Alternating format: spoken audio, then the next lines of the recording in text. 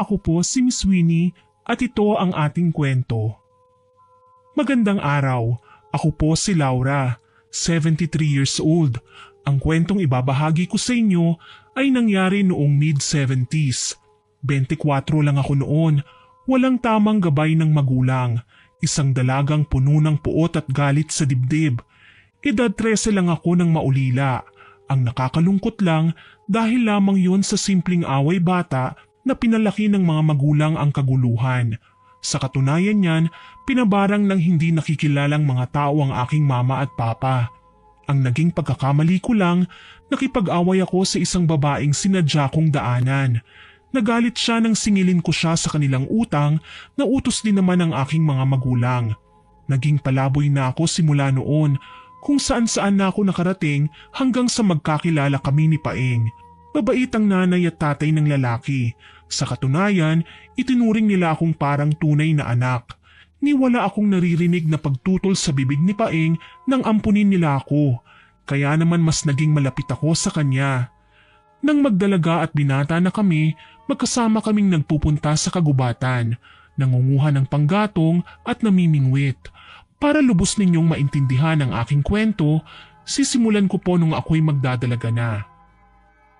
Paeng, mukhang marami tayong nakuha ngayon ah. Oo nga, siguradong matutuwa nito si nanay at tatay. Salamat na lang kamo at naging mapagbigay sa atin ng kalikasan. Hirap tayo sa buhay pero nakakaraos naman kahit papaano. Alam mo kung bakit? Bakit? Kaya kami siniswerte dahil kasama ka namin. Kaagad na namula ang aking pisngi nang marinig ang sinabing yun ni Paeng. Hindi ko maiwasang mapasinghap nang makita ang maamo niyang muka. Kung tutuusin, napakaraming babae ang nagkakagusto sa kanya sa aming bayan. Pero tila mas nakakalamang ako sa kanila. Sa akin kasi siya palaging nakasunod at lalong hindi naman ako papayag na ibaling niya ang atensyon sa ibang babae. Ayos na to. Halika, uwi na tayo. Pwede na tayong umuwi. Marami na tayong nahuling isda. O paano, halika na? Baka naman may iba pa tayong makuha. Mga prutas halimbawa. Bumalik na lang tayo sa susunod. Alam mo na, baka hinahanap na tayo ni nanay at tatay. Sige na nga. Basta, tayo pa din na magluluto ng mga ito ha. Alangan naman na iaasa pa natin ang mga ito sa mga magulang mo. Alam mo naman na pagod na sila sa paghahanap buhay. Oo nga. Tapos kapag nasa bahay naman sila, palagi pa silang sinusugod ni Namang Elmo. Alam mo, natatakot ako kay Namang Elmo. Parang hindi gagawa ng maganda eh.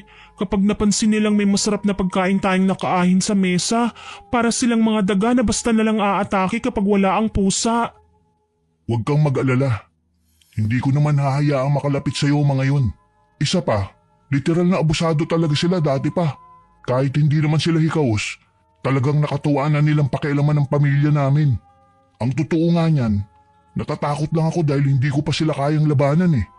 Pero alam mo, oras na maging ganap na binata ako, babalikan ko ang mga abusadong yan. Ibabalik ko sa kanila ang ginawa nila sa pamilya natin.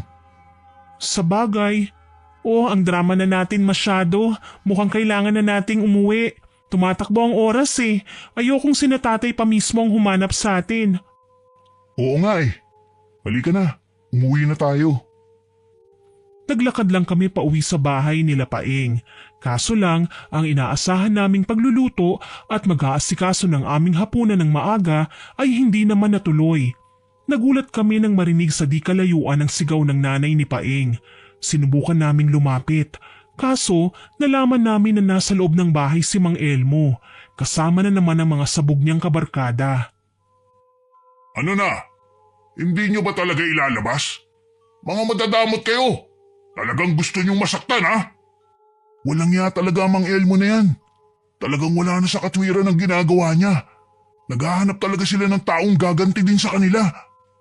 Paeng, pakiusap, huwag ka nang susugod sa kanila. Marami sila eh, samantalang nag-iisa ka lang. Baka mas lalong mapahamak si Nainay kapag may ginawa tayong hindi maganda. Anong gusto mong gawin ko? Manahimik na lang sa isang tabi? Habang pinagmamasdan ng mga magulang ko na sinasaktan ng hayop na lalaking yan? Nag-iingat lang ako, alam mo yan. Kailangan nating kumilos nang hindi sila handa. Nang sa ganun magagawa natin silang talunin. Mga dalagita at binatilyo lang tayo, Paeng. Huwag mo naman hayaan na pati tayo mapahamak. Ang mabuti pa, magtago ka na lang. Lalapitan ko sila. Kailangan matigil ng ginagawa nila. Nanginginig na tinanaw ko si Paeng na matapang na sinugod ang mga kalalakihang nagpunta sa kanilang bahay. Kasalukuyang umiiyak ang nanay niya habang binubugbog naman ng mga kasamahan ni Mang Elmo ang tatay niya. Ang matanda na isang leader na grupo nila, hinalughog ang lalagyan ng bigas ng mag-asawa. Kinuha nila ang pera, pondong ulam at bigas namin. Napapaiyak na lamang ako habang pinagmamasdan si Paeng na galit na inaatake ang mga lalaki. Ngunit anong laban niya sa kanila? Kailangan makagawa ako ng paraan para matulungan man lang si Paeng. Kapag nanatili ako rito, masasaktan siya. Baka nga masahol pa sa nangyari ngayon ang kasasapitan niya eh. Mga hayop kayo! Anong ginagawa niyo sa bahay namin, Mang Elmo? Ganyan ka na ba talaga kasakim para pakialaman pati na ang kakarampot na pinaghirapan ng mga magulang ko? Tumahimik ka, bubwit ka lang. Akala mo ba porket binatilyo ka na, ay kaya mo na akong kalabanin? Papatayin kita sa bugbog, hayop ka! Akala mo ba natatakot ako sa'yo? Hindi! Kaya din kita patayin! Abusado ka!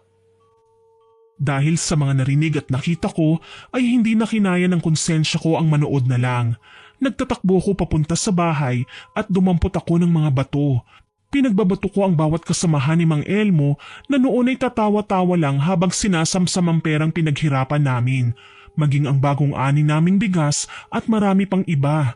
Nanginginig na lumapit ako sa kanila nang makita kong susugod na naman si Paeng. Niyakap ko ang binata. Paeng! Pakiusap, Paeng! Huwag mo na silang patulan! Hayaan mo na silang umalis! Bakit ko naman gagawin yun? Para ano? Para mas lalo silang umabuso? Ang lalaki ng katawan ng mga taong to pero ang tatamad. Hindi sila ang naghihirap sa buhay. Pero bakit kung makasta, sila nang hari sa lugar na ito? Talagang kami ang hari sa lugar na ito.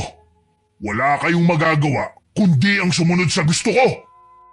Hayop ka! Papatayin kita! Laura, bitiwan mo ako!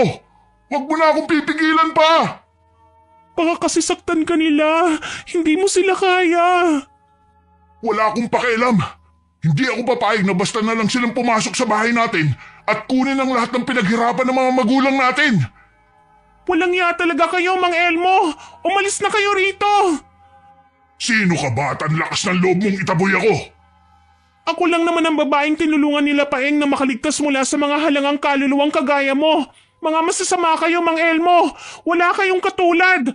Dapat sa inyo, masunog na sa impyerno. Sinubukan kong lumapit kay Mang Elmo para sana ipagtabuyan pero sinalubong niya lang ako ng sampal. Napasigaw ako sa pagkabigla.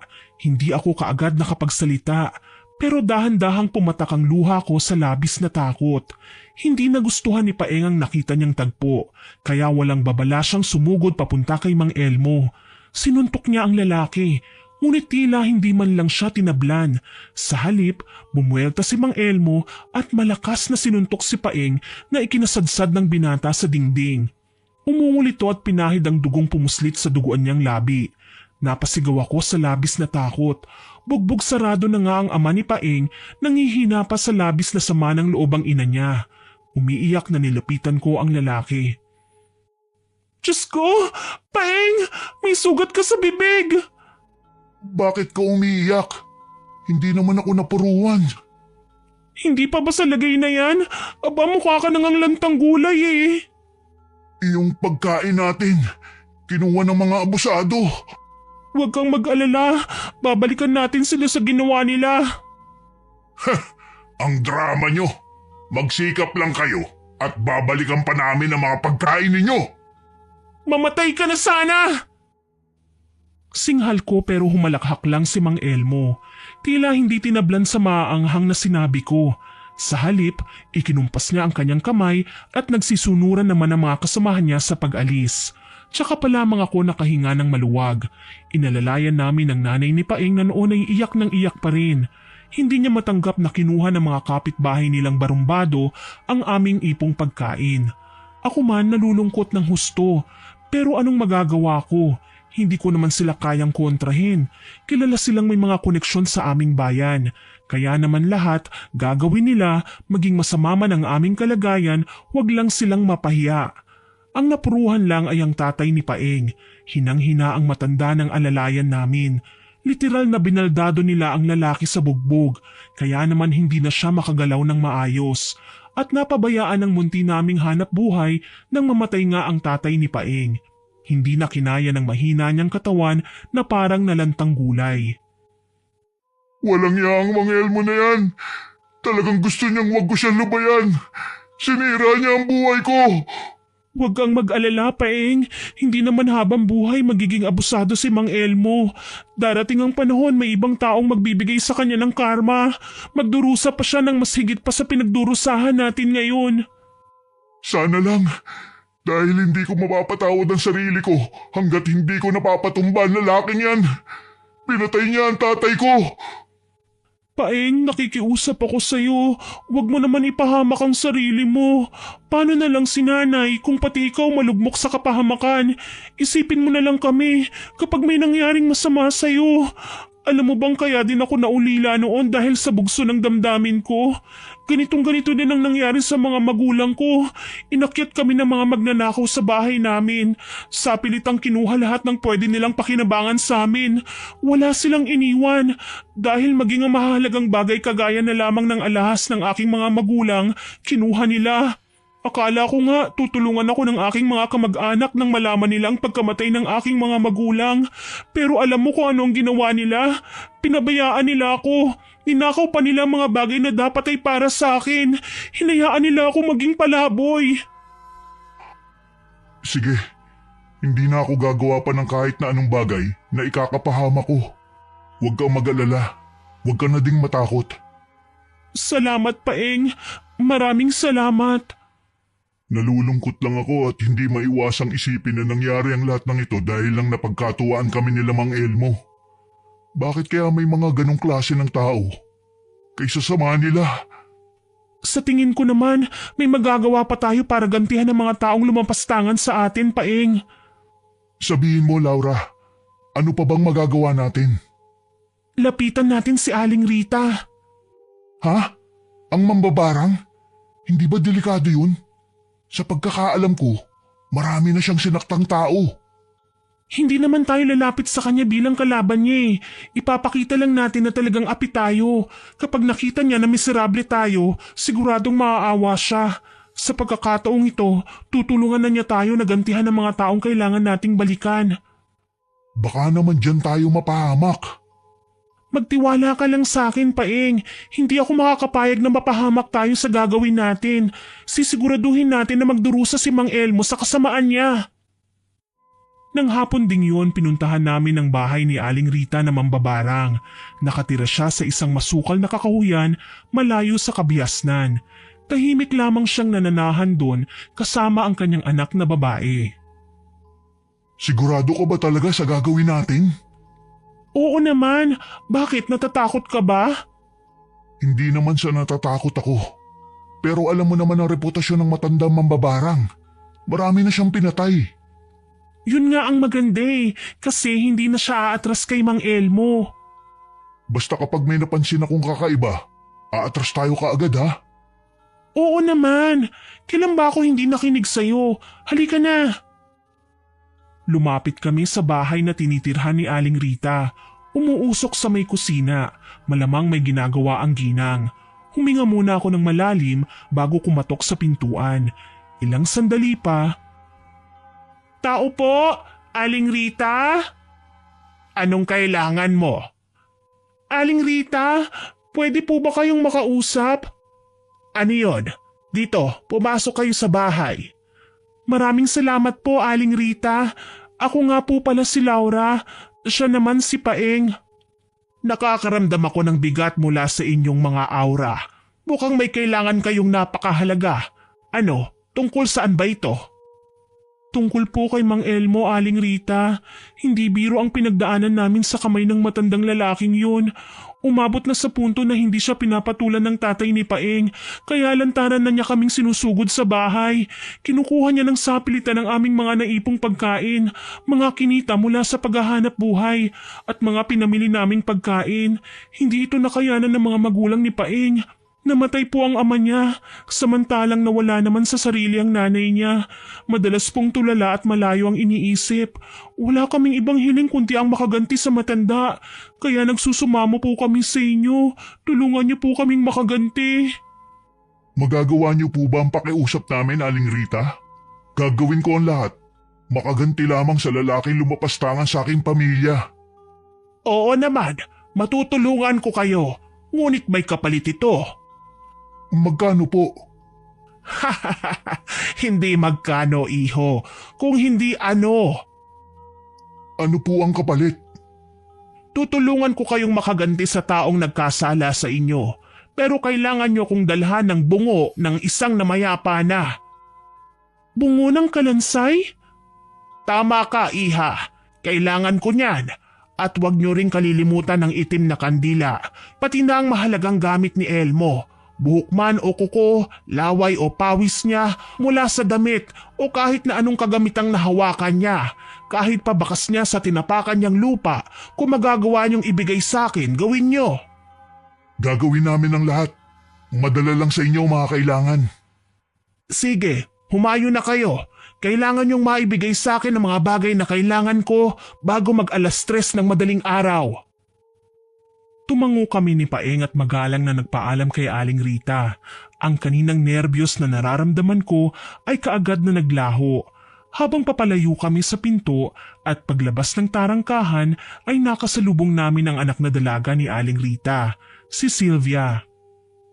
Konting payo lang ha, mas mainam kung kukuha kayo ng bungo sa mga abandonadong sementeryo ng alas 12 ng gabi.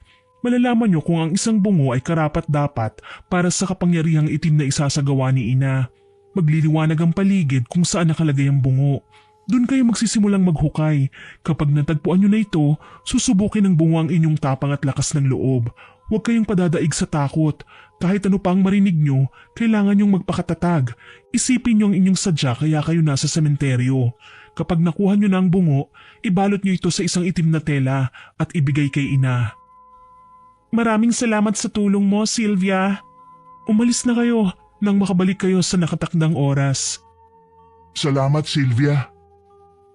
Umalis kami ni Paeng sa kagubatan, dala ang pag-asang makakaganti rin kami sa hayop na si Mang Elmo. Alam ko naman na oras na magkasakit ang lalaki, hihinto na siya sa pang-aabuso sa sinumang nakakaya niya lang saktan at gagawin ang lahat makahingi lang ng tawad. Humanda ka ngayon, Mang Elmo. Magbabayad ka rin sa kasalanang ginawa mo sa akin. Kumalma ka lang, Paeng. Alam ko naman na magiging okay din ang lahat. Sana lang talaga magawa natin ng paraan na makaganti tayo sa matandang yun. Hindi ako papayag na maging masaya siya samantalang tayo ay nagluluksa. Kailangan na nating simulan ng pangungulekta ng mga kakailanganin. Sige, anong uunahin natin? Kukuha muna tayo ng mahalagang gamit na pagmamayari ni Mang Elmo. Ako nang bahala sa kandila. Sige, Laura. Nang araw na yun, kinumpleto namin ang mga gagamiting instrumento para maisagawa na ang pambabarang. Nakabili kami ng kandila sa halagang 5 sentimo. Ang gamit naman na nag-uugnay kay Mang Elmo ay nakakuha din si Paeng. Gusto ko ngang matawa nun eh. Hindi ko alam kung paano niya nakuha ang mga ito nang hindi man lang siya napapansin ng masamang lalaki. Mabuti na lang talaga, hindi siya nahuli. Pagsapit ng alas 10, nag-aya na siyang pumunta kami sa sementeryo. Tinandaan namin ang eksaktong sementeryo na kailangan naming tunguhin para mahanap ang karapat-dapat na bungo na ibibigay namin kay Aling Rita. Kinikilabutan ako, Paeng. Parang may mga matang nakasunod sa atin. Huwag kang matakot. Nandito naman ako eh. Hindi kita pababayaan. Alam ko naman yun eh. Malaki ang tiwala ko sa iyo. At kahit kailan, hindi ako lalayo sa kung saan ka man naroroon. Mabuti naman kung ganon. O sige na, maupo ka na lang dyan ha. Ako na maghahanap. Ayun na yata ang tinutukoy ni Sylvia, Paeng. May nakita akong liwanag sa bandaron. Oo nga no. Teka lang at pupuntahan ko. Uy, sasama ako! Mukhang ito na nga ang palatandaang sinabi ni Sylvia. May liwanag sa puntod na yun. Ano pang hinihintay natin? Halika na't hukayin na natin! Kaagad naming hinukay ang puntod na sa tingin ko ilang dekada nang namamalagi roon. Talagang napakaliwanag ng aming nakikita. Tila ba ayaw nitong maglaho hanggat hindi namin nakikita ang aming hinahanap. Isang lumang kabaong ang aming nahukay. Tinungkab ito ni Paeng gamit ang pala at sabay din kaming napatakip sa aming bibig nang makalanghap ng nakasusulasok na amoy. Sa labis kong gulat, purong kalansay na nga ang nakikita namin doon, pero alam kong katawan ng isang babae ang nakahimlay sa lugar na yon. Suot pa ng kalansay ang pira-pirasong bestidang sa halip na puti ay naging kakulay na ng putik. Ibang klase, nakakamangha, ang mga mata ng kalansay ay nagliliwanag. Tama ka. Nakakapanindig balahibo. Ito na nga ang hinahanap natin. Kailangan na natin makuha ang bungo na ito. Teka, bakit para yatang may naririnig akong ingay? Oo nga no. Parang ingay na mula sa ilalim ng lupa. Hala Paeng, pasimple kang lumingon sa paligid. Alam kong matatakot ka sa mga makikita mo. Sinunod ni Paeng ang sinabi ko. Pareho kaming nangatog sa takot nang mapansin ang bawat puntod sa sementeryo na yon ay may nakatayo. Alam kong hindi buhay na tao ang mga nakikita namin. Sila ay mga kaluluwa na tila nagambala sa aming ginagawa. Gusto ko nang sumigaw ng mapagtantong may malamig na braso ding nakatayo sa aking katabi. Yumuko ako, pinagmasdan ng paa nito. Halos takasan din ako ng kaluluwa nang makitang nakalutang ang maruruming paa nito at hindi man lang sumasayad sa lupa. Laura, huwag kang sisigaw. Huwag mong hahayaang madaig ka ng takot. Kapag ginawa mo yun, kukunin ka nila. Magpakatatag ka. Oo. Isipin mo na lang na totoo silang mga tao. Wala kang pakialam sa kanila. Hindi mo sila pinapansin. Magbigay galang ka lang at lakasan ng loob mo. Gagawin ko. Hindi naman ako papayag na saktan nila tayo. Kailangan din nating makaalis dito. Ang ginagawa natin ay para sa paghihiganti natin, Laura. Kaya huwag kang matakot. Sa huli, pinili kong ilabas ang itim na tela at pinantakip sa bungo na matagumpay naming nakita ni Paeng. Nakakatakot lang dahil nagliliwanag pa ang mga mata nito na parang may buhay. Naibalot ko na. Mabuti kung ganun. Halika na. Huwag na tayong mag-aaksaya ng panahon. Ibigay na natin to kay Aling Rita. Paniguradong bukas na bukas may magkakasakit na malubha at kukuyugin ng mga kaluluwa papunta sa impyerno. Hindi naman tayo masama, hindi ba? Ginagawa lang natin to dahil gusto natin makamit ang kapayapaan. Gusto natin makamit ang hustisya. Hindi tayo masama, Paeng. Palagi mong tatandaan yan. Lahat ng bagay may paliwanag kung bakit nagkakaganito. Kaya sana, wag mong isiping dahil lumapit tayo kay Aling Rita, demonyo na rin tayo. Sinira nilang buhay na meron tayo. Wala silang ibang ginawa kundi abusuhin tayo. Puro hinampo at pagmamaktol lang ang aming pinag-usapan hanggang sa makarating kami sa bahay ni Aling Rita. Sa labas ng bahay, nakita kong nakaabang si Sylvia. Kagaya ng nauna naming pagkakakita sa kanya, nakapaskil na naman ang ngisi sa kanyang muka.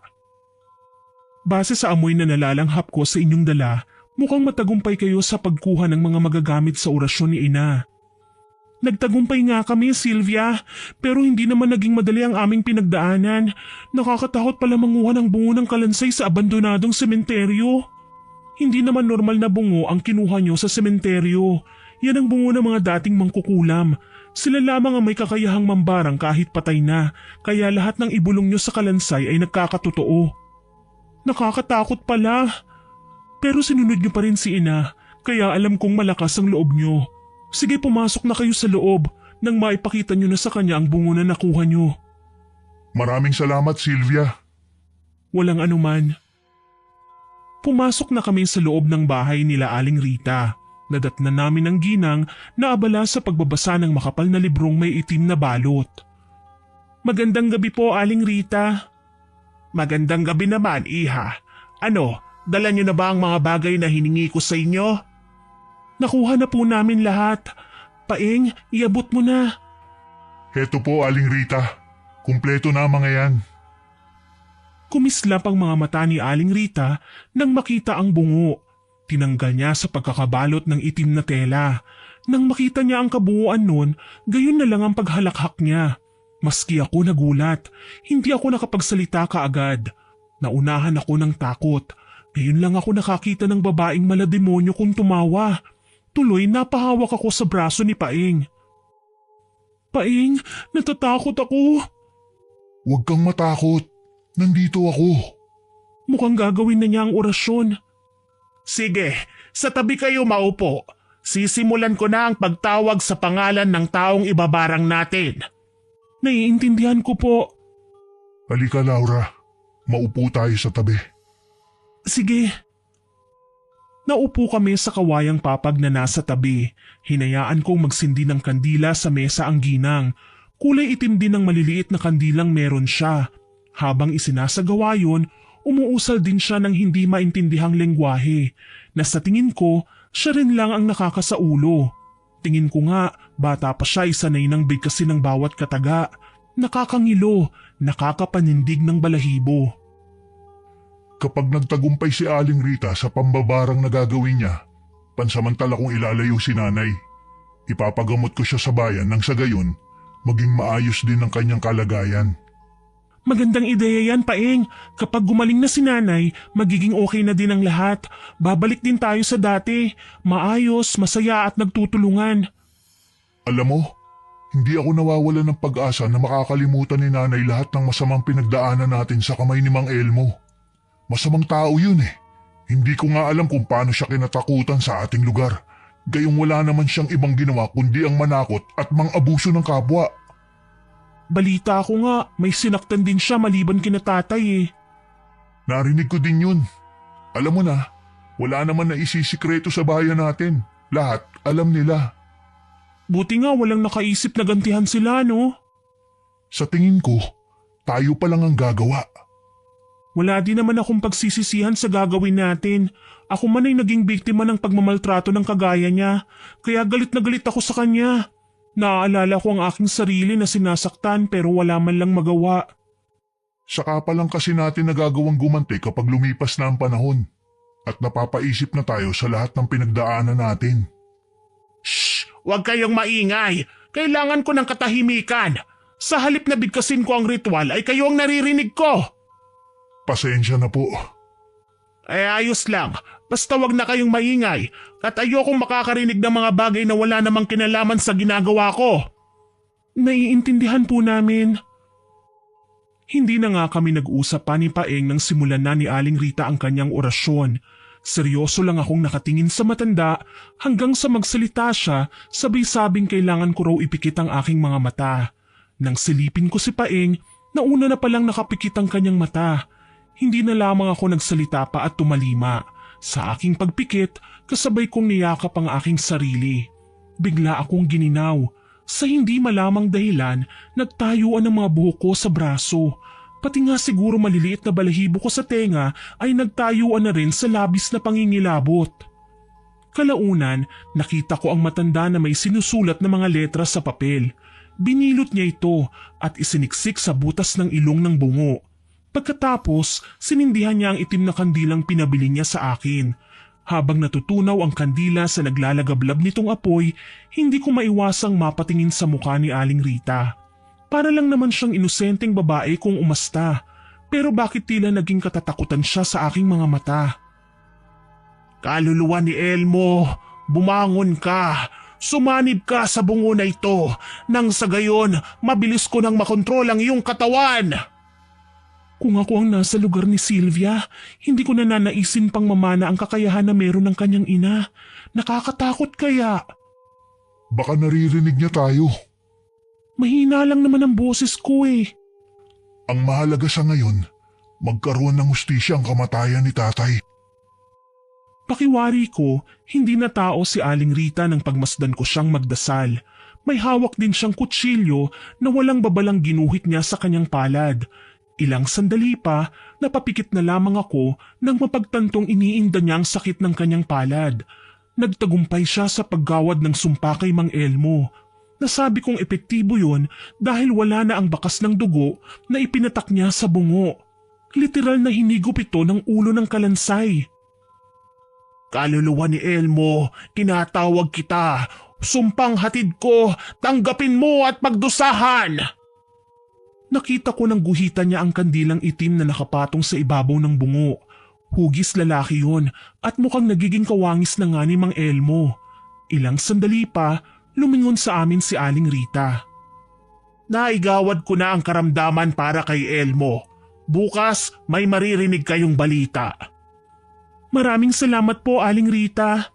Huwag kayong magpasalamat sa akin. Pasalamatan niyo ang bungo na tumulong sa inyo. Paano po? Uuwi na kami. Sige, pag-iingat kayo. Tara na, Laura. Maraming salamat po ulit, Aling Rita. Sa'yo din, Sylvia. Walang anuman, kasiyahan namin ni Inang tumulong sa mga nangangailangan. Tutuloy na kami. Ang masasabi ko lang, hindi naman ganun kasama sina Aling Rita. Tumutulong nga sila sa mga taong walang kakayahang gumanti. Sa katunayan, habang papadaan kami ni Paeng sa kalsada, ay nadaanan namin ang bahay ni Mang Elmo. Naririnig namin na umuungol sa loob ang lalaki, kaya nagkatinginan kami ni Paeng. Aray! Ang sakit na tiyan ko! Bilisan niyong humanap ng gamot! Mga hayop! Sino bang gumawa nito sa akin? Papatayin ko siya! Mukhang nangyayari ng pinakamimithi natin. Naririnig ko ang pagdurusa ni Mang Elmo. Sana hindi lang yan ang sapitin niya. Yung mas malubha pa sana. Dapat lang sa kanya yan. Kung hindi niya tayo pinakialaman, hinayaan niya na mamuhay ng matiwasay sina nanay at tatay, hindi siya magdurusa. Pero sakim siya at abusado. Kaya mas mabuti na din yan kaysa sa manumbalik siya sa dati niyang nakagawian. Sa bagay, alam mo, siguradong matutuwa si Inay kapag sinabi natin sa kanya ang ginawa natin. Wag. Hindi niya pwedeng malaman ang bagay na ito. Mas mainam nang manatili na lamang siyang walang nalalaman. Hindi mapaghangad ng ganti si nanay. Kahit nasaktan na siya at ang tatay ko, hindi nila ako kailanman tinuruan na maging masama at mapagiganti. Ako pa pala ang nagturo sa'yo kung paano gumanti. Mukhang masama akong ehemplo. Huwag mong sasabihin yan. Malaki ang naitulong mo sa amin simula nang dumating ka sa bahay. May mga ideya ka lang talaga na masasabi kong mas epektibo kaysa sa manahimik na lang. At dito ko natutuwa na ilalabas ko ang pagnanais kong maghiganti kapag kasama kita. Naisip ko din naman na maghigante dahil hanggang ngayon hindi pa nahahanap ang mga salarin na kumanti sa aking mga magulang. Ang nangyayaring ito kay Mang Elmo ay isang halimbawa na kailangan na nilang maghanda at sila man ay haharap din sa kaparusahan. Darating din tayo dyan. Ang mahalaga muna sa ngayon, magawa natin kausapin si nanay para madala natin sa bayan sa susunod na araw. Siguro mamamalagi na muna siya dun para tuluyan na siyang gumaling. Yun ang naging plano namin ni Paeng. Nakalatag na. Kaso lang, hindi namin inaasahan ang dadatnan namin sa bahay. Wala nang buhay ang nanay niya na nagbigti sa kisame. Mukhang hindi nito kinayang matinding kalungkutan at pinili na lamang wakasan ang sariling buhay. Wala kaming nagawa kundi ang mag-iyakan. Nay, bakit mo nagawa sa amin to? Bakit mo kami iniwan? Hindi na niya kinaya ang kalungkutan. Siya na mismong tumapos sa buhay niya. Kasalanan to ni Mang Elmo. Ginawa niyang miserable ang buhay ko. Umiiyak na niyakap ko na lamang si Paeng. Wala din naman akong magawa para mapagaan ang nararamdaman niya. Sa ikalawang pagkakataon, naranasan ko ulit ang pait, kagaya ng pagkawala ng mga magulang ko. Kinabukasan, kasabay ng pagputok ng balitang namatay na ang nanay ni Paeng ay ang pagkakasakit naman ni Mang Elmo. Sa katunayan niyan, habang abala si Paeng sa pag-aasikaso ng burol ng kanyang ina, ako naman ay nagpunta sa baryo. Nakikiusyoso sa mga balita. Nagkataon naman na naroon din si Sylvia kaya lumapit ako sa kanya. Siguro naman narinig mo na ang balita. Tama ka, malubha si Mang Elmo. Gusto mo bang makita ng malinaw ang nangyayari sa kanya ngayon? Pwede ba? Oo naman. Halika, lumapit tayo sa kanila. Sisilip lang tayo. Tsaka huwag kang mag-alala, hindi nila tayo mapapansin. Lumapit nga kami sa bahay ng lalaki at nakasilip sa bintana. Halos mapaiyak ako sa takot nang makitang lumobo ang tiyan niya. Sa katunayan, nagmumukha ng buntis si Mang Elmo. Tila malapit na ang kabuwanan. Wala naman ako magawa kundi mapahawak sa sarili kong tiyan. Hindi ko maiwasang isipin kung paano kapag sa akin nangyari ang bagay na yun. Nagkakagulo na ang mga kamag-anak niya. Narinig ko kanina may gumagalaw daw sa kanyang tiyan. Ano kaya ang nilagay ni nanay para umungol siya ng ganyan? Bakit parang hindi ka natatakot na mapagbintangan ka? Gusto mong malaman? Halika, sumama ka sa akin. Sige. Nagulat ako nang humawi ang mga tao sa pagdaan namin ni Sylvia papasok sa bahay ni Mang Elmo. May nagbubulungan, may pinag-uusapan kami. Tuloy kahit hindi naman kami malapit ni Sylvia sa isa't isa ay napahawak ako sa braso niya. Maging si Mang Elmo ay sumama ang tingin nang makita kong nakasunod sa babae. Anong ginagawa ng babaeng yan dito sa bahay ko? Huwag niyo siyang paalisin, kasama ko siya. Isa sa aking mga inuutusan para makapanggamot. Ano? Sumabay ka na lang kung ayaw mong mabuking kanila at malaman na kayo ni Paeng ang may kagagawan kung bakit siya nagkakasakit. Tama ang sinabi ni Sylvia. Sa kanya po ako nagtatrabaho kaya ako nagkakapera. Ano naman ngayon ang pakialam niyo?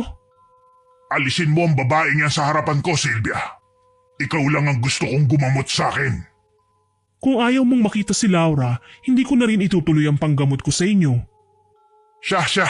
Hayaan niyo na siya dyan. Sige na, gamutin mo na ako. Wisit! Nakita ko ang pagguhit ng ngisi sa mukha ni Sylvia kaya kinabahan ako. Hindi ko alam kung ano ang nasa isipan niya ng mga sandaling yun. Pero alam kong hindi madaling pakisamahan si Sylvia. Malamang may gagawin siya kay Mang Elmo na sa halip na ikagagaan ng pakiramdam ng lalaki ay siguradong ikalalala nito. Laura, pwede ka bang kumuha ng langis sa aking dalang bag? Oo naman. Heto. Maraming salamat, Laura. Walang anuman. Nakita kong ipinahid ni Sylvia ang langis sa tiyan ni Mang Elmo. Kinilabutan ako dahil hindi lang ito basta langis, dahil may kasama itong kung anong maitim na bagay sa loob ng lalagyan. Para bang mga binabad na linta. Ang mas nakakasindak pa, nakita kong gumapang ang mga yon papasok sa kanyang pusod na ikinatirik ng mga mata ni Mang Elmo. Anong nangyayari? Kumalma ka, hindi pa siya mamamatay. Isa yan sa mga inutos ni Ina para maghirap ng todo si Mang Elmo. Pasensya na kung naging matanong ako. Hindi kasi ako sanay na makakita ng ganito eh. Sa ngayon, kailangan mo nang matuto. Palagi kang makakakita ng ganito. Ngayon ko lang napagtanto kung bakit hindi tumanggi si Aling Rita nang lumapit kami sa kanila para ipabarang si Mang Elmo. Nais nilang pagkapirahan ng lalaki. Literal na pagdurusa nga ang sinapit nito dahil simula nang mangyari ang karumal-dumal na pambabarang ni Aling Rita sa kanya sa pamamagitan ng bungo ng mambabarang, inabot ng 9 na taon ang kanyang iniindang karamdaman. Akala nga ng iba may medikal na paliwanag ang mga doktor dahil tumor daw ang sinasabing nasa tiyan ni Mang Elmo, kaya naman lumalaki ang tiyan nito. Hindi nila alam na nakita kong may pinasok na linta si Sylvia sa pusod ng kanyang pasyente, kaya naging miserable ang buhay nito.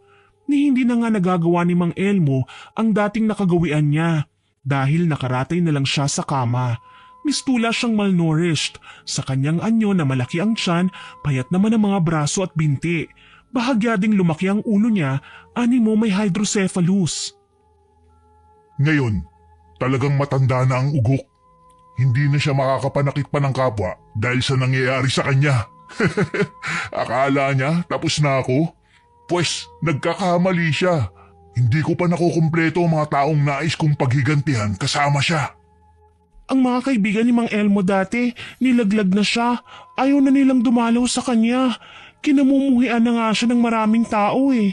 Malakas at nakakatakot lang pala si Mang Elmo noong wala pa siyang sakit. Sabi pa ng iba, baka nagka-cancer na daw siya sa kakakain ng mga nakaw mula sa pinaghirapan ng iba. Dapat lang din naman sa kanya yun. Maaga ako nawala ng mga magulang dahil sa takot sa kanya. Alam mo, hindi ko kayang gawin ang mga pananakit na nagawa niya sa mga tao. Tila babangungutin ako. Buti na lang. Hindi ka ba nakukonsensya? Nakakaramdam din naman ako. Kaso lang, Kailangan kong kalimutan ang nararamdaman ko. Kung patuloy ako matatakot at maaawa, baka hindi na matahimik sina tatay at nanay sa kabilang buhay. Wala na sila, Paeng. Ang magagawa na lang natin sa ngayon, umusad sa buhay. Kalimutan ang mga masasamang nangyari. Nandito pa naman ako eh. Mahal kita. Hindi ako mawawala sa'yo. Alam ko naman yun. Kaya nga hindi ako papayag na iwanan mo pa ako. Lumipas ang panahon at 24 anyos na ako. Magkasama pa rin kami ni Paeng. Sa katunayan, hindi namin kinikilalang magkapatid ang isa't isa dahil inampun lang naman ako ng kanyang mga magulang.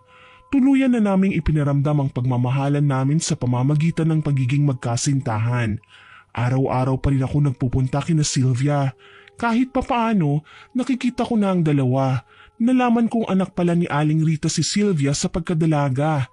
Ang ama ng babae ay hindi na nagpakita nang malamang pinagbubuntis siya ni Aling Rita. Sa tuwing aalis si Paeng para magpunta sa palengke, ako naman ay nagpupunta sa bahay ng mag-ina. Nagpapaturo ako kung paano manggamot. Kaso lang, iba ang mga narinig ko bago ako makapasok sa bahay nila. Nag-uusap ang mag-ina tungkol sa amin ni Paeng. Sinasabi ko sa'yo, mabuting tao sina Paeng at Laura. Wag na wag mo silang pakikialaman o sasaktan. Hindi mo magugustuhan ang parusa ko para sa'yo. Nay, bakit niyo naman nasabi sa akin na sasaktan ko si Paeng? Gusto ko siya. Hindi ko lang gusto ang presensya ni Laura. Mukhang mahirap siyang ilayo sa piling ni Paeng. Tumigil ka. Yan bang itinuro ko sa'yo? Ang mang-agaw ng kasintahan ng iba? Baka nakakalimutan mo. Matagal nang may relasyon ng dalawa. Wag na wag mo silang pakikialaman. Hindi ko sila nais na pakialaman. Nahihirapan lang ako magpanggap na parang wala lang sa tuwing nakikita ko silang magkasama. Akala ko ba mahal mo ko? Anak mo ko, hindi ba? Dapat ikaw ang numero unong magbibigay ng gusto ko. Nahihibang ka na nga. Kukunin ko si Paeng sa ayaw o gusto mo. Wala kang karapatang sirain ang pangalan natin para lang sa pansariling kaligayahan mo. Bakit ba hinahadlangan mo ang kagustuhan ko? Ngayon ko lang naranasan ng maging masaya. Ngayon ko lang naranasan kung paano magmahal. Pero kung hahadlang ka sa lahat ng plano ko sa buhay, mas mainam na kung pati ikaw burahin ko na sa buhay ko. Tinalikuran na kaagad ni Sylvia ang kanyang ina. Ako naman, pinagpapawisan na ng mga sandaling yon. Hindi ko akalaing maririnig ko ang mga katagang yun sa bibig mismo ni Sylvia. Gusto niya ang aking kasintahan. Hindi naman pwede yun. Mahal ko si Paeng at hindi ako papayag na agawin siya ng sino man sa akin.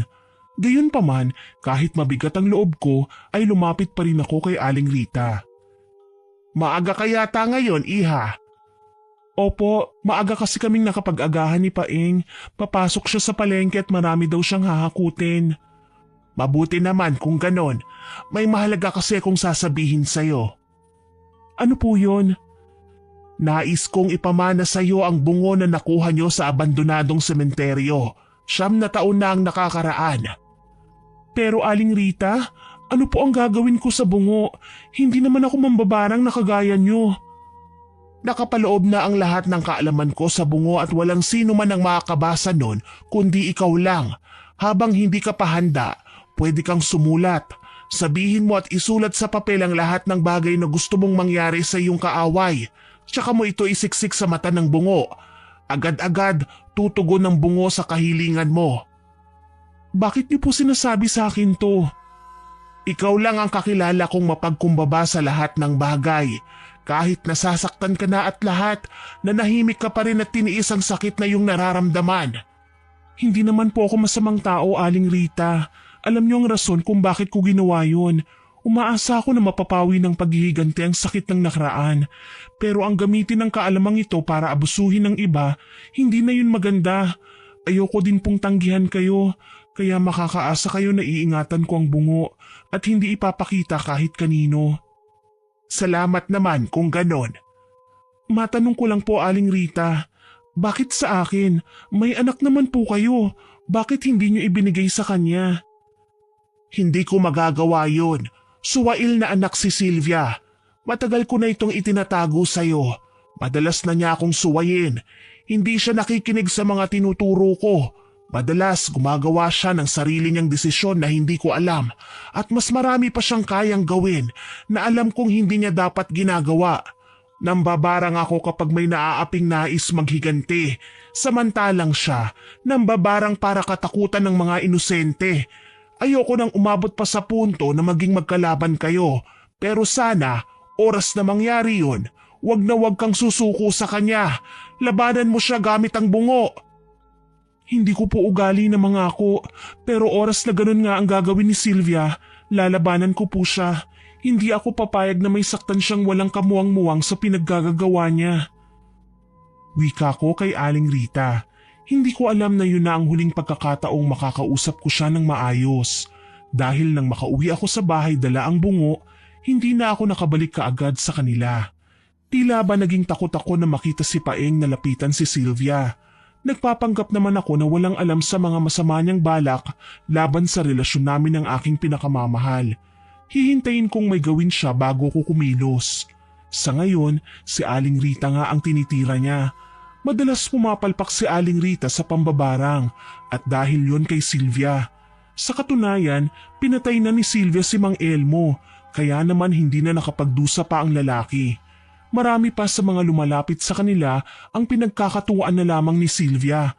Ipapaalam niya na isa siyang manggagamot tapos hindi naman talaga niya gagamutin ng taong humingi sa kanya ng tulong.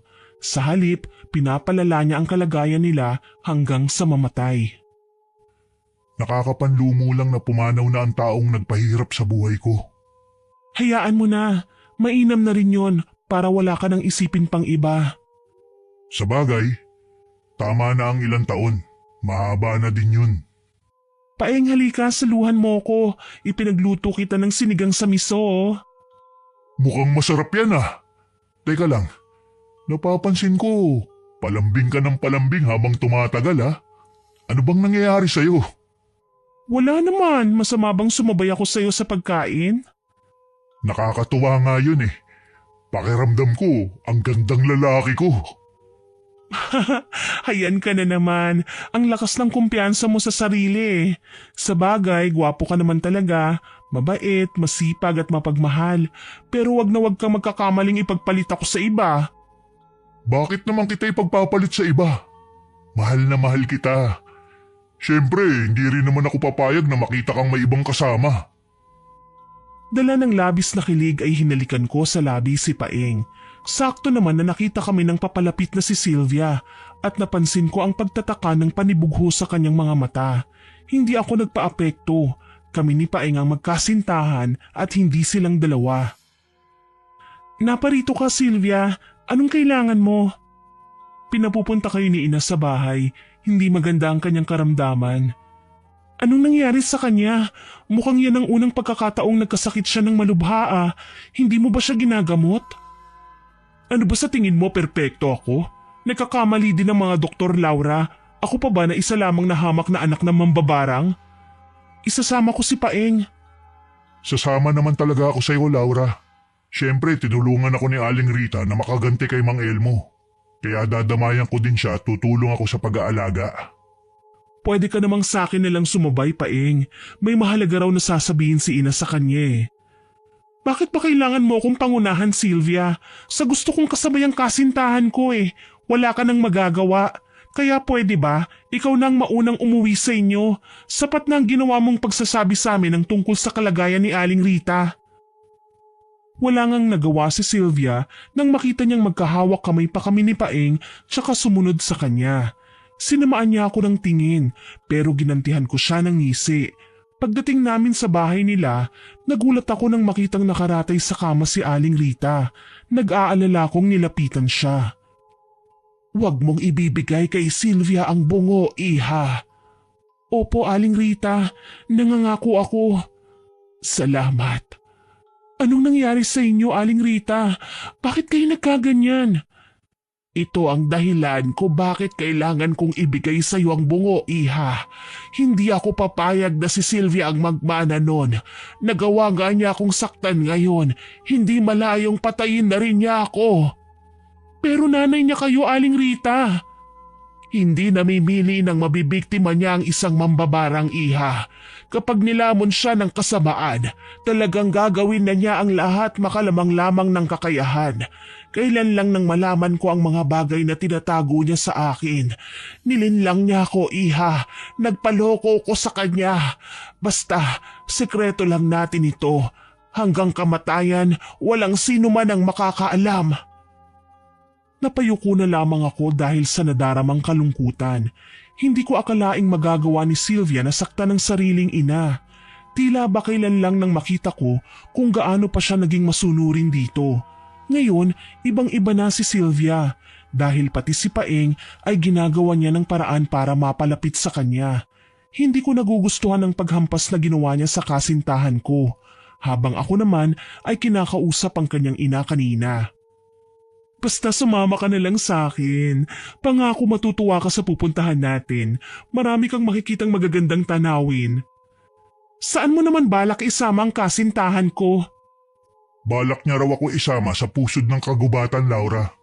Sabi ko nga sa kanya, sasama ako kung iimbitahan ka niya. Sabi mo raw sa kanya, hayaan mo lang kaming dalawa. Wala akong sinabing ganyan ha. Talagang may pagkaharot ka rin Sylvia? Simpleng malandi. Pati ba naman nobyo ko ginaganyan mo? Wala ka na bang mahanap na iba at sa kanya ka pa nagpapapansin? Teka lang, anong pinag-awayan niyo? Nagsinungaling ang babaeng yan. Hindi ako papayag na sumama ka sa kanya. Halika na, umuwi na tayo. Paalam, Paeng. Alam ko naman na magkikita pa tayo sa mga susunod na araw. Tsaka ka na lumandi. Alagaan mo muna ang nanay mo. Pinandisikan ako ng mga mata ni Sylvia pero hindi ako nagpatinag. Hinayaan ko na lamang siya at tinalikuran. Mahigpit na binilin sa akin ni Aling Rita na wag na muna ako magpapakita sa kanya. Sabi niya, si Sylvia raw ang naglalagay ng karamdaman sa kanya. Nararamdaman niya na rin na nalalapit na ang kanyang kamatayan. Kapag nasa tabi ako ni Aling Rita kapag nangyari yun, malalaman kaagad ni Sylvia na ipinamana sa akin ng kanyang ina ang bungo na pinaglagyan nito ng lahat ng kanyang kakayahan at kapangyarihan. Makalipas nga ang 1 linggo, nagluksa kami ni Paeng sa pagpanaw ni Aling Rita. Naglabasan raw ang mga naglalakihang bubuyog sa kanyang bibig. Marami ang nagsasabi na baka binarang ang matanda. Kaso lang, hindi niya alam na si Sylvia mismo ang may kagagawan nun sa kanyang ina. Nang puntahan nga namin si Aling Rita sa bahay niya, nag-iisang hinarap ng matanda ang kanyang kamatayan. Diyos ko, wala na si Aling Rita. Nasaan na ba kasi si Sylvia? Bakit wala siya sa tabi ng nanay niya? Kung hindi pa tayo napagsabihan ng kapitbahay nila, hindi natin malalaman na wala na palang matanda. Napaiyak ako nang makita ang kalunos-lunos na kalagayan ni Aling Rita. Lumubo ang mukha niya, nilalangaw at basa sa nana. Maging ang kanyang mga tuhod at siko ay nabubulok. Umabot na sa puntong nakikita na namin ang buto niya na mukhang naubos na ang laman. Hindi na ako magtataka. Buhay pa man din ang ginang noon ay inuuod na siya. At ngayon kung kailang pumanaw na siya ay wala na akong nakita. Kawawa naman si Sylvia. Naulila na din siya sa mga magulang. Huwag kang maawa sa babaeng yan. Hindi mo ba alam na siyang pumatay sa nanay niya? Binarang niya si Aling Rita. Totoo ba yung sinasabi mo? Oo, ilang beses kaming nag-usap ni Aling Rita. Pinagtapat niya sa akin ang mga ginagawa ni Sylvia. Hindi siya dapat na pagkatiwalaan. Alam mo bang siyang pumatay sa sarili niyang ina? Binarang niya si Aling Rita. Napakasama naman pala ng babaeng yun. Akala ko mabuti siyang anak. Kaya tayo nakikipagkaibigan sa kanya. Di pala siya mapagkakatiwalaan. Kapatid pa naman sana ang turing ko sa kanya. May lihim din siyang pagkagusto sa iyo, Paeng. Kaya mag-iingat ka. Wala ka naman dapat na ipag-alala sa akin.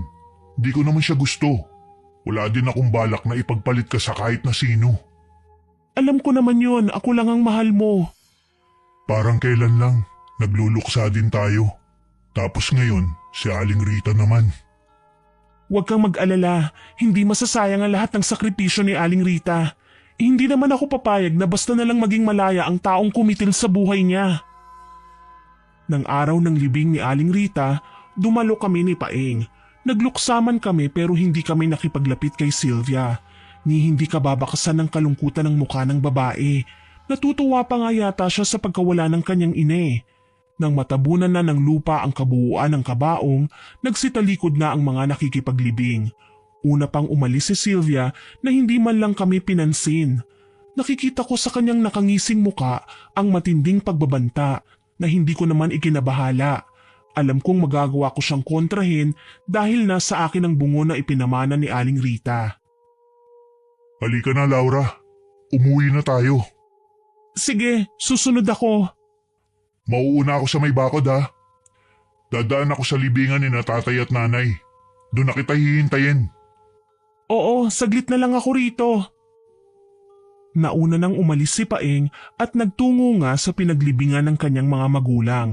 Ako naman nanatiling nakatitig sa puntod ni Aling Rita. Hindi ako makapaniwala na kung gaano sila kalapit ng kanyang ina noon, si Sylvia pa talaga ang kikitil sa buhay ng kanyang ina ngayon. Hindi ko naman siya magawang ireklamo sa otoridad. Malamang hindi nila ako paniniwalaan. Baka nga isipin pa nila na babaliw na ako. Ito ang pinakamahirap na parte sa buhay ko, ang mawala ng mahalagang tao na pinagkakatiwalaan ko ng lahat-lahat. Hindi ko matanggap na kailangan mo pang pumanaw para malaman kung hindi pala dapat pagkatiwalaan ang anak mo. Pero huwag kayong mag-alala, Aling Rita. Kung gaano kayo kabuti sa akin, gagantihan ko yun ng mas higit pa. Ipaghihiganti kita sa sarili mong anak. Ako mismo ang gagawa ng paraan para hindi na siya magtagumpay sa masasama niyang hangarin. Tatalikod na sana ako nang mapahinto sa paggalaw. Narinig ko ang malamig na boses ni Aling Rita na tinatawag ako, pero mukhang galing sa ilalim ng lupa. Kabado kong napatingin sa kanyang pinaglilibingan. Napatalon ako sa gulat nang napansin kong umangat ang lupa at may lumabas na nga na kamay. Laura! Ginulat mo naman ako. Kinabahan ako doon ah. Hindi ka pa kasi sumusunod sa akin. Nag-alala ako. Akala ko tuloy kung ano na ang nangyari sa'yo. Ayos lang naman ako. Halika na, umuwi na tayo. Pagdating namin sa bahay, kaagad kong nilapitan ng munting kahon kung saan nakalagay ang bungo na ibinigay sa akin ni Aling Rita. Tumambad sa aking mga mata ang telang itim na nakabalot dito. Nagulat si Paeng nang makita niyang hawak ko ang bungo. Ano ang ibig sabihin nito, Laura? Sinundan mo na ba ang yapak ni na Aling Rita at Sylvia? Naku, hindi. Hindi ko ginagawa yun. Bakit nasa iyo yan? Dahil mapapahamak tayong dalawa kapag ipinagkatiwala natin kay Sylvia ang bungo na ito. Papatayin niya ako, Paeng. Naiintindihan mo ba ako? Gagamitin niya ang bungo para mabarang niya ako. Bago pa niya magawa yun, ako na ang makikipaglaban sa kanya. Hindi ako makakapayag na saktan ka na lang niya dahil gusto ka niya mabura sa buhay ko. Hindi niya ako mabubura, Paeng, dahil gagawin ko ang lahat ng aking makakaya. Malabanan lang ang hindi magandang pinaggagawa niya. Simula nang mamatay si Aling Rita, kinatakutan na si Sylvia ng mga tao. Halos lahat ng humarang sa kanyang daraanan, pinatatamaan niya ng sumpa. Binibigyan niya ng karamdaman. Tuloy, ako man ay hindi na rin maawat sa paghadlang sa kanyang kasamaan. Sa tuwing may sinasaktan siya, binabarang at binibigyan ng karamdaman, kaagad akong nagsusulat ng pangontra at sinisiksik sa mata ng bungo. Kagaya ng inaasahan, gumagaling ang mga taong nabigyan niya ng karamdaman. Tuloy, madalas ko siyang makitang masama ang timpla ng muka at halos isumpa ako sa labis na galit. Isang gabi, nagkataong naghahapunan kami ni Paeng nang dumating si Sylvia. May kasama siyang dalawang lalaki na hindi ko alam kung paano niya napapasunod sa kanya. Mukhang ang saya niyong pagmasdan kumakain habang naglalambingan. Kaso lang, hindi kayo bagay. Ano bang gusto mong palabasin? Sylvia, bakit mo ba kami ginugulo? Ako dapat ang minahal mo, Paeng. Wala akong pakialam kahit ilang taon ang tanda ko sa'yo. Ang gusto ko lang, maging akin ka. Bakit mo ba ipinagpipilitan ang sarili mo? Hindi naman kita mahal. Natututunan ng pagmamahal, Paeng. Kung ako sa'yo, kalimutan mo na ang babaeng yan.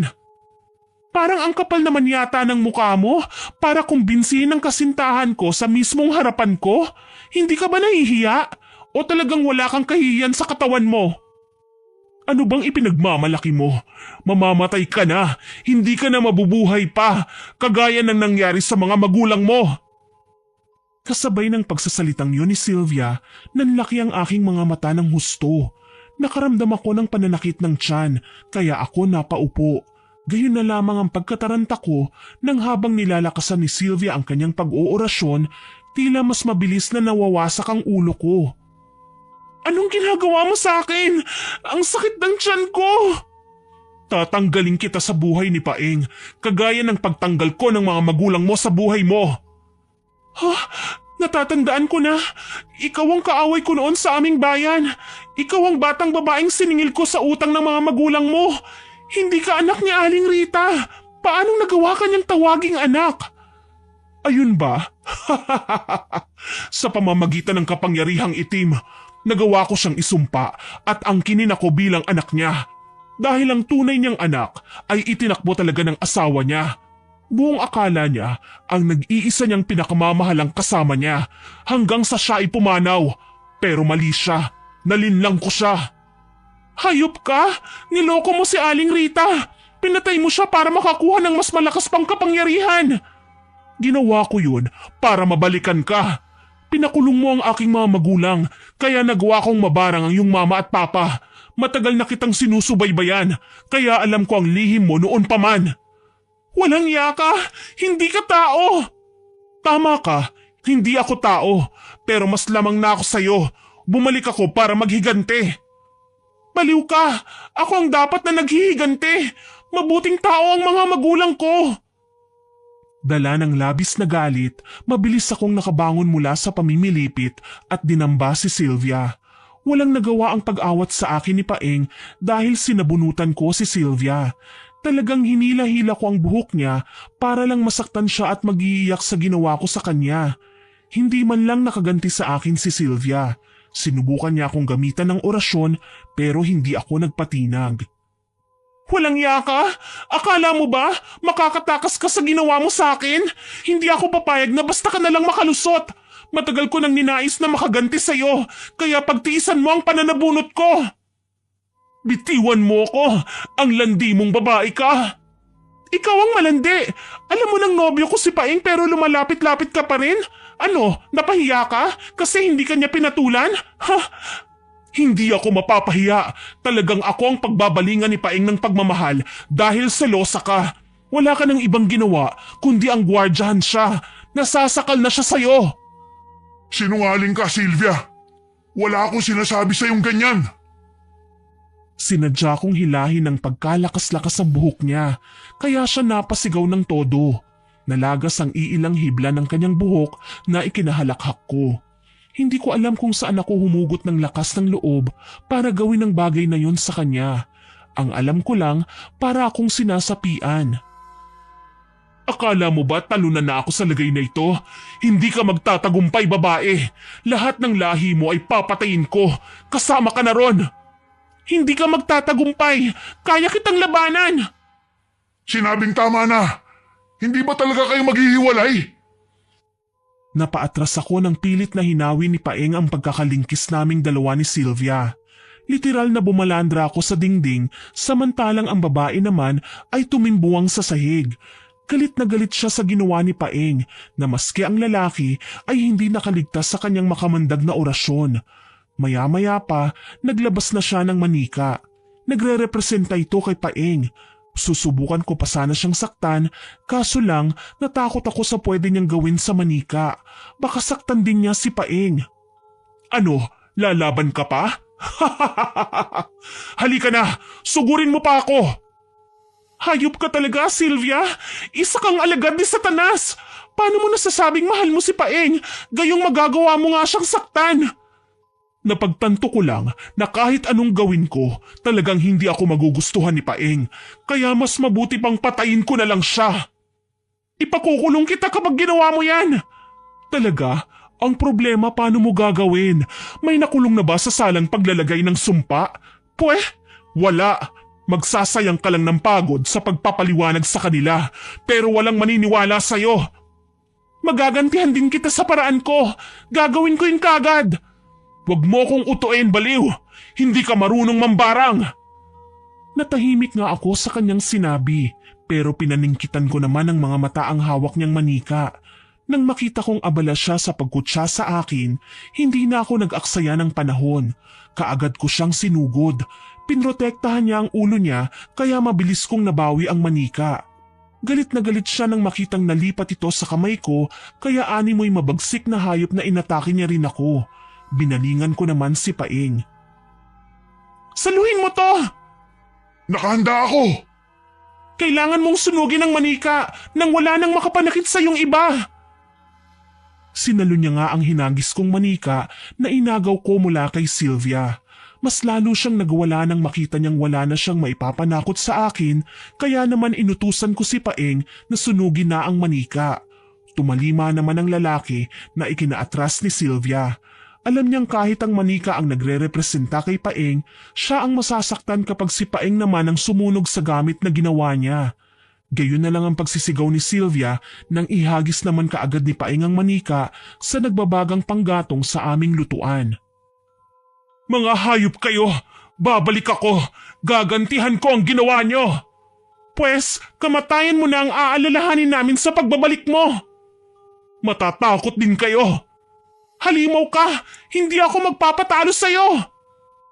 Nagmamadali nang tumalikod sa akin si Sylvia. Iniwan niya kaming dalawa ni Paeng kaya kaagad akong napayakap sa lalaki. Hindi ko akalain na hahantong sa ganito ang lahat. Ang taong sinisisi ko sa pagiging ulila ko sa murang edad ay nilapitan ako para kaibiganin. Bakit ba ngayon ko lang nalaman ang mga bagay na ito? Kung binigyang pansin ko lang sana ang mga sinabi sa akin ni Aling Rita, malamang matagal nang naresolba ang bagay na ito. Ayos ka lang ba? Pasensya na. Hindi ko alam na si Sylvia pala ang punot dulo ng kaguluhan sa buhay mo. Wala ka namang kasalanan doon, Paeng. Hindi mo alam na siya ang batang anak ng mambabarang. Nagawa pa niyang magpanggap na anak ni Aling Rita. Palibhasa, magkasing edad lang sila ng tunay na anak ni Aling Rita at magkapareho pang babae. Kahit na, muntikan pa naman akong maniwala sa mga sinabi niya sa akin na puro paninira lang palalaban sa'yo. Kalimutan mo na yon. Ang mahalaga, okay na tayo at hindi kailanman makikinig sa kanya. Tama ka. Hindi na tayo makikinig sa kanya. Gagawin na natin ang lahat. Maiwasan lang ang babaeng yun. Habang nakahiga, inalala ko ang naging paghaharap namin noon ni Sylvia. Hindi ko man lang naalala ang mukha niya. Mabuti na lang talaga, nakilala ko siya kahit na ilang taon na ang lumipas. Nagawa pa man din niyang magpanggap na mabait sa harapan ko. Ano pa ba ang hinahanap niya? Buhay ang mga magulang niya, kahit nakakulong. Ako naman ay talagang binawian niya ng mga magulang, kaya mas lamang pa rin ang swerte niya kaysa sa akin. Hindi ko lang maintindihan kung bakit kailangan pa niyang maghiganti. Tuloy, bumangon ako at kumuha ng papel. Isinulat ko ang mga bagay na kailangan maranasan ni Sylvia para mapagbayaran ang ginawa niya sa mga magulang ko, pati na rin kay Aling Rita. Isiniksik ko ito sa mata ng bungo at nagtirik ng itim na kandila sa tuktok nito tsaka nahiga. Kinaumagahan, nasa bahay na naman namin si Sylvia. Akala mo ba tapos na ako sa paghihiganti ko sa inyo? Ngayon ang nakatakdang araw na mamamatay ka, Laura. Anong ibig mong sabihin? Ikaw na lang ang babarangin ko nang mabura ka na sa buhay ko ng tuluyan. Tutal, ayaw naman sa akin ni Paeng eh. Ihuhuli ko na siya. Sige, gawin mo ang sa tingin mo ay ikasisaya mo. Subukan natin kung magagawa mo ba akong saktan. Halakhak lang ang isinagot sa akin ni Sylvia. Pagkuway pinakita niya sa akin ang hawak niyang bungo. Hindi ko alam kung saan niya nakuha ang bagay na yon dahil nasa akin naman ang bungo na ibinigay ni Aling Rita. Ang alam ko lang, kinikilabutan ako sa bawat pagkakataong binubulungan ni Sylvia ang bungo. Parang ako ang nakakarinig ng mga kasumpa-sumpang mga kataga mula sa kanyang bibig. Mamamatay ka, Laura. Hindi ako papayag na ikaw ang makinabang sa pinaghirapan ko. Akin ang bungo na binigay ni Nanay Rita sa'yo. Ang kapal naman ng mukha mong angkinin na nanay si Aling Rita, gayong hindi mo naman siya itinuring na ina.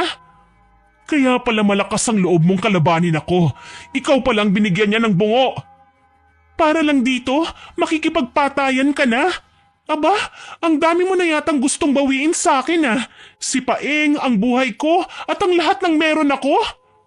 Oo, gusto kong kunin sa'yo ang lahat dahil naiinggit ako at wala akong pwedeng ibalik sa'yo maliban na lang kung mamamatay ka at yun ang ikatutuwa ko. Kapag pinatay mo si Laura, ako ang makakalaban mo. Kaya na kitang kontrolin kagaya ng ginawa ko kay Nanay Rita, kaya humanda ka! Sinimulan niya ang pambabarang sa pamamagitan ng pagtuktok ng kung anong bagay sa bungo.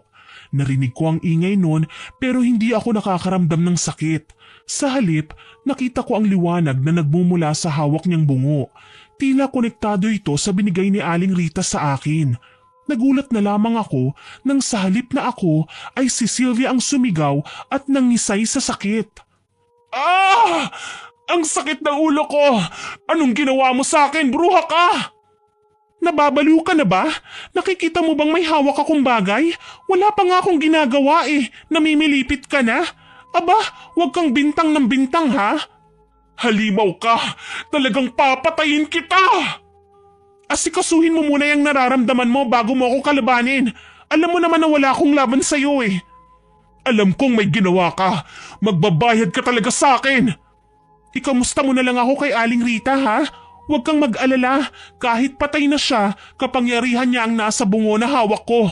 Kahit nasa hukay na siya, nagagawa niya pa rin na mabarang ka para pigilan ang kasamaan mo.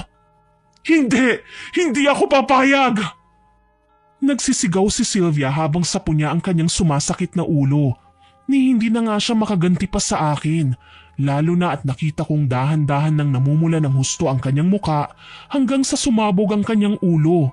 Lumabas ang sariwa ngunit malapot na dugo sa kanyang mga mata, ilong at tenga. Mistula siyang lobo na nasobrahan sa hangin kaya pumutok.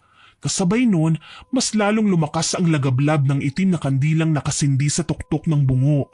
Tila ba natutuwa na may nakuha na naman itong kaluluwang kasing itim ng kulay ng kandila ang budhi. Napaiyak ako nang bumagsak si Sylvia. Walang sino man ang makapagpapaliwanag sa nangyari sa amin noon ng araw na yun. Buong akala ko, papatayin din ako ng aking konsensya matapos ang nangyari kay Sylvia. Pero niyakap na lamang ako ni Paeng. Sa dami ng ating pinagdaanan, nanatili kang matatag at malakas. Kaya ipinagmamalaki kita. Alam kong ikaw mismo ang gumawa ng paraan para matigil na ang pagdurusa natin mula sa mga taong walang ibang hangad kundi ang sirain tayo. Mula kay Mang Elmo at Sylvia, ikaw ang tumalo sa kanila. Hindi ko naman magagawa ang bagay na yun kung hindi dahil sa tulong mo. Nakakapagod mabuhay na laging nasa ilalim. Pero may mga pagkakataon din pala na iaangat tayo ng Panginoon. Dahil maging siya, hindi nagugustuhan na palagi na lang tayong inaapi. Matapos ang trahedyang yun sa buhay namin, hindi na ako naghangad pa ng kahit na ano. Ang dalawang bungo ay dinala ko sa pinaglilibingan ni Aling Rita at nilibing din sa tabi niya. Tama na ang ginawa kong laban sa mga nanakit sa akin. Siguro naman, pinagdudusahan na nila ang mga nagawa nila sa impyerno. Sa ngayon, sa Maynila na kami nakatira. Nagkaroon kami ng 3 mga anak na parehong napag-aral namin at naigapang sa aming pagsisikap. 2 sa kanila ay nasa Canada at regular na nagpapadala sa amin. Ang bunso naman namin ni Paeng nasa bahay at may sarili na ring propesyon, isang arkitekto. Siya din ang nag-aalaga sa amin kasama ng kanyang asawa at mga anak. Ni minsan hindi ko kinuwento sa kanila ang tungkol sa bungo at barang. Mas mainam na lang na wala silang alam tungkol doon. Hanggang dito na lamang po. More power po sa inyong channel at God bless. Naway kapulutan ninyo ng aral ang aking ibinahaging kwento. Hanggang sa muli, ako po si Miss Winnie na nagpapasalamat sa inyong pakikinig.